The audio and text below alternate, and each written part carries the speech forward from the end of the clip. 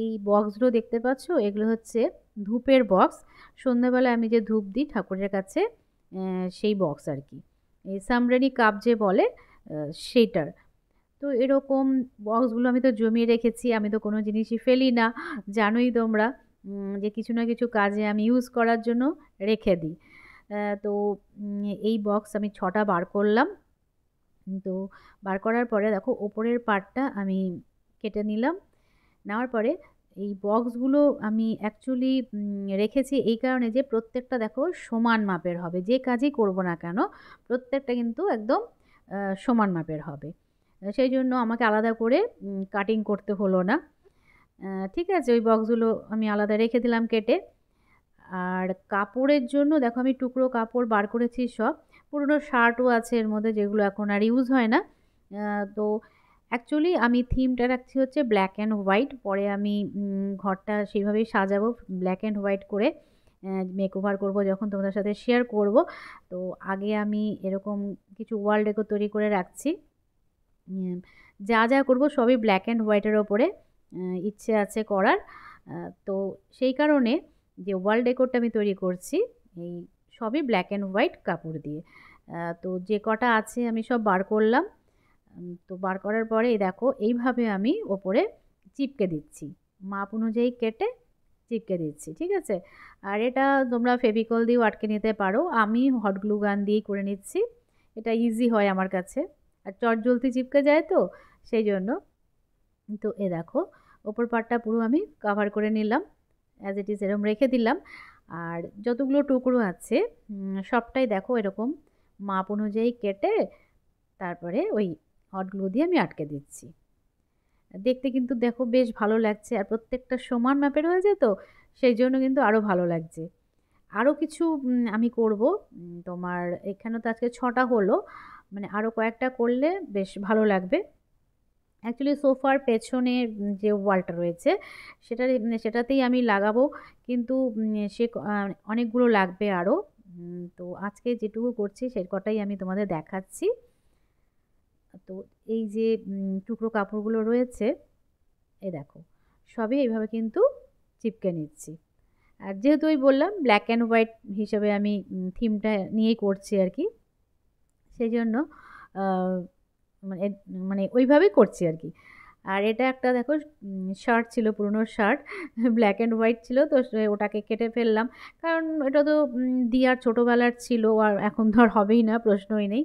তো ওটাকে টেনে বার করে দেখো কেটে নিলাম। ঠিক কোনো না কোনো কাজে কিন্তু দেখো আমি লাগাবোই, কোনো জিনিস জন্য ফেলতে চাই না। তো পরপর যে কটা আমার রয়েছে করে নিলাম।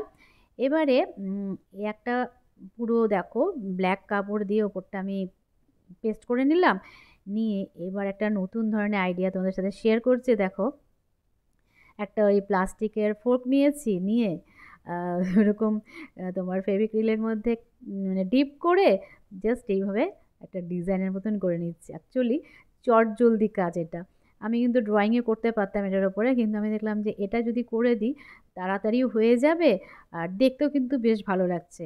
ব্ল্যাকের ওপরে হোয়াইট তো দেখো ভীষণ ব্যাপারটা ফুটেছে, আর এরকম ফোর্কটা দিয়ে কিন্তু ভালো মানে একটা সুন্দর ডিজাইন হয়ে গেল, তাই না? হ্যাঁ, তো ওইটা একটা দারুণ আইডিয়া, ইউনিক আইডিয়া বলতে পারো, চটজলদি হয়ে যায়। তোমরা কিন্তু এভাবে করে নিতে পারো, যে কোনো কাপড়ের উপর ডিজাইন করে এরকম ওয়াল ডেকো তো করাই যাবে, কোনো অসুবিধা নেই। তাছাড়া ওই কুশন কাভার টাভার এরকম করতেই পারো। আমি পরবর্তীতে ভাবছি একটা কুশন কাভার তৈরি করব এরকম একটা ডিজাইন করে। তো আমার 6টা কিন্তু এরকম ডেকোর তৈরি হয়ে গেল, ওয়াল ডেকোর। এবারে ভাবছি এই দিকের ওয়ালটাই আমি আজকে এটাকে লাগিয়ে দেব, কেন সোফার পেছনে লাগাতে গেলে আরও অনেকগুলো বানাতে হবে। তো যে কটা আজকে বানালাম এখানে যদি আমি অ্যাটাচ করে দিই দেখতে কিন্তু বেশ ভালোই লাগবে। আর এদিকেরটা মানে এদিকের ওয়ালটা ছোটো তো একটু, তো সেই জন্য এরকম দুটো দুটো করে যদি আমি লাগিয়ে দিই তাহলে একদম ঠিকঠাক হবে আর কি। 6টা বানিয়েছি সেই 6টা অনুযায়ী এখানটা একদম পারফেক্ট জায়গা হচ্ছে। তো প্রথমে দেখো ওয়ালটা যাতে তোমার ড্যামেজ না হয়, যে কোনো দেখো পেরেক টেরেক গাঁথলে ওয়ালটা ড্যামেজ হতে পারে। তো সেই জন্য কি করছি, প্রথমে আমি মাস্কিং টেপ লাগিয়ে তার ওপরে ডাবল সাইডেড টেপ লাগিয়ে এগুলোকে চিপকে দিচ্ছি। তাহলে কি বলো তো ওয়ালটা কোনো ড্যামেজ হবে না। আর এটা তো ভীষণই তোমার লাইট ওয়েট, ইজিলি তোমার ওই ওটার সাথে চিপকে গেল ডাবল সাইডেড টেপটা দিয়ে, পুরো চিপকে গেছে। তো ফাইনাল লুকটা দেখো।